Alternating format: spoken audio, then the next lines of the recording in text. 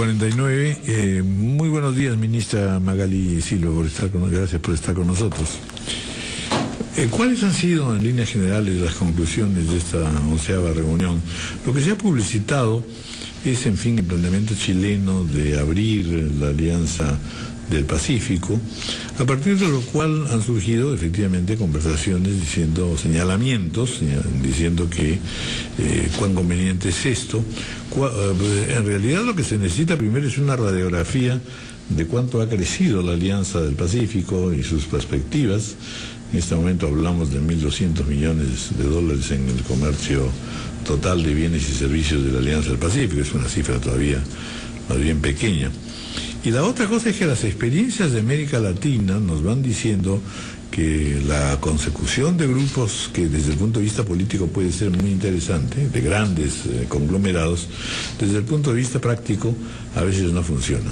Y lo que se ha indicado también es que en América Latina estamos viviendo ahora una diferencia de modelos y de esquemas, modelos económicos, que no necesariamente conviven. Tenemos la experiencia concretamente del Grupo Andino, por ejemplo, que francamente nunca pudo caminar lo suficiente.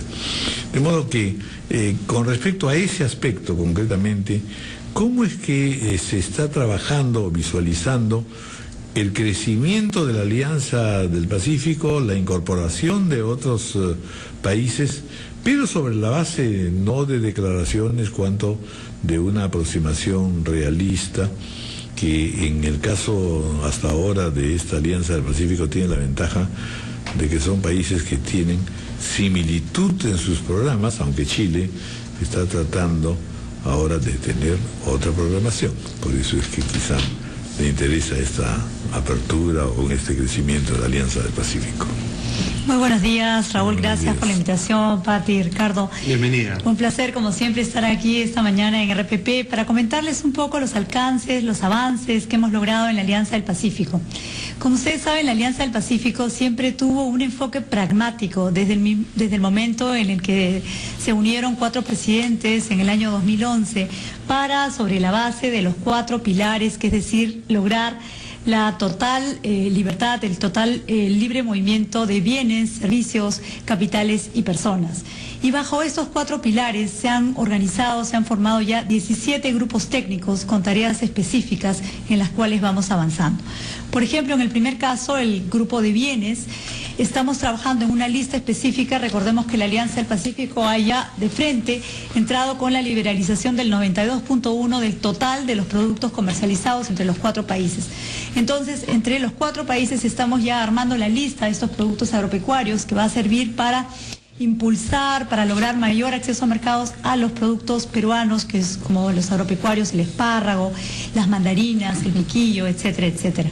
Entonces, acá yo veo que estamos dando pasos firmes y concretos en lograr este mayor beneficio para nuestros productores peruanos. En el caso del pilar de servicios, tenemos un capítulo que el Perú está liderando, que es el capítulo de la innovación, tan importante. Es un enfoque de un factor transversal a todas las empresas y reconocido para que porque, por ejemplo, la preocupación que existe de esta desaceleración que el mundo sufre, que vive hoy, y por lo tanto América Latina, nosotros como países de la Alianza y el Perú no somos exentos de ese movimiento. Tenemos que seguir encontrando formas más creativas, capacidades para dar a nuestras micro y pequeñas empresas para que se puedan incorporar a estas cadenas mundiales de valor, que por ejemplo, sabemos en el caso de México, que es el país más grande de los 4, tiene una industria automotriz desarrollada. Están produciendo ahora, van a producir los vagones de los trenes. Y nosotros en el Perú tenemos una industria metalmecánica totalmente desarrollada que ha crecido gracias al impulso que le dio el sector minero en los últimos años. Entonces tenemos ahí identificados ciertos nichos para poder nosotros avanzar. Ministra, pero eso es hasta ahí, digamos, un entendimiento entre los países. Pero lo importante es lo que le preguntaba, es decir, ¿qué hacemos con estos pedidos o ideas de aproximarse y abrirse a otros países por un lado? Y luego en concreto, en verdad, la Alianza para el Pacífico siempre se la vincula sobre todo con el otro lado del Pacífico, es decir, con Asia, Oriente. Exactamente, Raúl, me das la oportunidad para poder explicar. Efectivamente, hubo una propuesta de Chile que le llamaron ellos convergencia hacia la diversidad. En esta propuesta ellos planteaban un acercamiento con el Mercosur.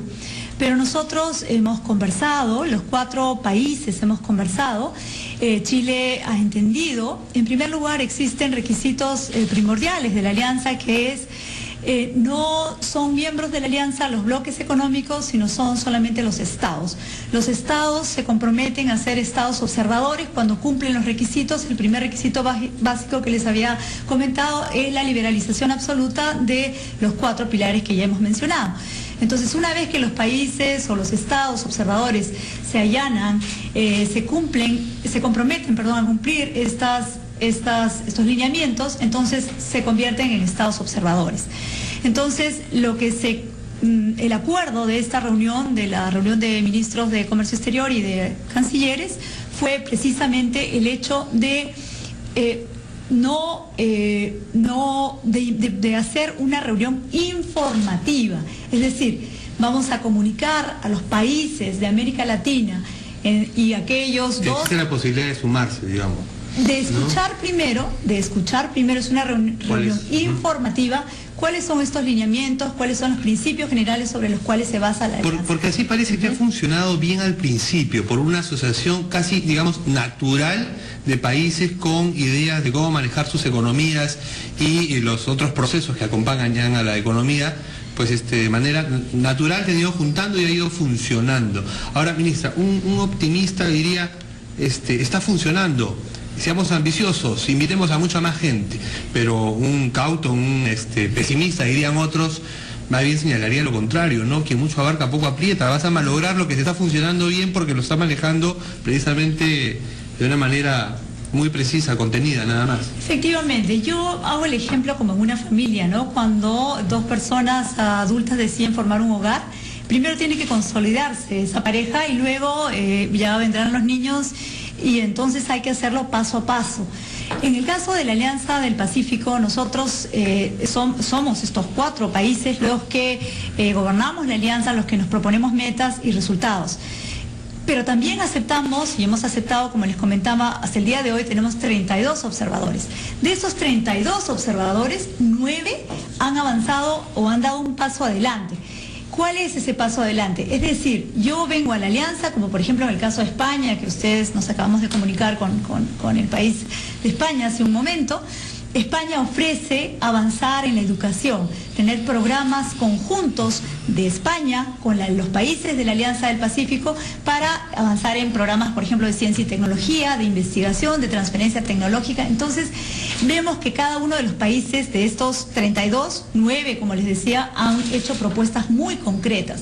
En el caso de Estados Unidos nos ha propuesto avanzar en temas de facilitación de aduana y de comercio electrónico. Entonces podemos nosotros aprender, tomar justamente los avances de estos países y en el caso, por ejemplo, de Nueva Zelanda, Australia, todos los países que de habla inglesa nos han propuesto también convenios para avanzar en una educación bilingüe, que es uno de los objetivos y metas también de este gobierno. Vamos a hacer una pausa. Evidentemente lo que está primando hasta el momento pues es el pragmatismo más que el ideologismo, que es, digamos, por decirlo de una manera suave, está madurando. Bueno, es cierto, además hay otros espacios en América Latina exactamente. Vamos a hacer una pausa.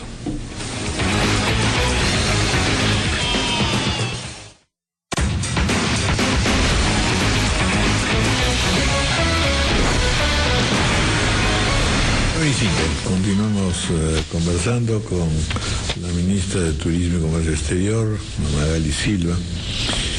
Estaba revisando acá en la ayuda en memoria, ministra.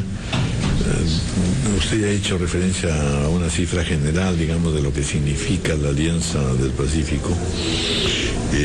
Y la verdad que son cifras impresionantes que conviene recordar, ¿no es cierto? La pregunta es un poco, ¿cuáles son las expectativas de crecimiento en cifras, digamos, para los próximos 5 años, una cosa así? De hecho, nos está yendo bien.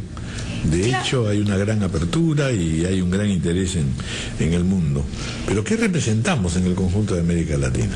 Este pragmatismo se traduce en resultados que no son, políticamente explosivos, pero que de hecho nos están llevando a pensar, vaya que se hizo bien. Efectivamente, Raúl, en el tema del comercio de América Latina, para recordar algunas cifras, casi es la mitad del comercio exterior en exportaciones e importaciones. Juntos, los 4 países tenemos 215 millones de habitantes, es decir, un mercado riquísimo por explorar. Tenemos un PBI per cápita de más de $9.900 por persona y una inflación promedio, que es una de las características también de los 4 países. Los 4 países tenemos metas de inflación, es decir, que nos preocupamos y nos comprometemos con el público para alcanzar tasas de crecimiento de los precios bajos. En estos últimos promedios hemos alcanzado el 2.6. Luego tenemos inversión directa extranjera. El turismo es un eje muy importante al interior de la Alianza del Pacífico. En total son 33 millones de turistas. El Perú de esto tiene el 10%, 3.2 millones de turistas, y que estamos empeñados a seguir trabajando. Y un ejemplo importante, por ejemplo, de la Alianza del Pacífico ha sido que la inmediata eliminación de visas permitió en el primer año solamente entre Perú y México que los viajes de peruanos hacia México se incrementaran en 35% y los viajes de mexicanos al Perú en 20%. Y esa es la deuda que México tiene todavía con el Perú. Yo como ministra de Turismo les digo que tenemos que seguir avanzando, y también eso me permite comentarles que estamos haciendo promociones conjuntas. Se habló del hecho de mirar el Asia-Pacífico, pero también estamos mirando el África. Y en ese camino hemos abierto embajadas conjuntas. En el caso de comercio exterior, hemos abierto a los 4 países una oficina comercial en Turquía, desde donde podemos abaratar costos y diseñar estrategias conjuntas para ganar más mercados, tanto en comercio como en turismo. Sin embargo, todavía hay algunas cosas que son complicadas para el turismo y para el turismo interno, sobre todo, para viajar dentro del Perú. La seguridad de las carreteras es uno, ¿no? Y la segunda, que no contamos con lo que sí todavía existe en Europa, que existe en Europa y que es magnífico, por ejemplo, que son estas líneas aéreas de bajo costo. Es decir, que permiten hacer viajes cortos, ¿no es cierto?, por un costo muchísimo menor del que estamos habituados a pagar. ¿Hay probabilidades para dinamizar el turismo interno y regional de contar con... Bueno, mejorar las carreteras no le corresponde a usted, pero sí por lo menos abrir el mercado a aerolíneas más baratas? Claro, sí, pero sí, en realidad nosotros como gobierno trabajamos de manera unida con el Ministerio de Transportes, con el ministro tenemos una excelente relación y él está haciendo su trabajo y avanzando en carreteras y también en puertos y aeropuertos. Recordemos que, por ejemplo, el aeropuerto de Talara, que ha estado, pendiente de ser remodelado, va a estar listo en los próximos meses. El próximo año se está inaugurando el aeropuerto de Pisco. Para el aeropuerto de Pisco ya se cuentan con ofertas de aerolíneas de bajo costo que van a permitir dinamizar el turismo. Justamente anoche hemos tenido una reunión, hemos traído casi 70 operadores de turismo en alianza estratégica con LATAM, ¿no? LAN y TAM.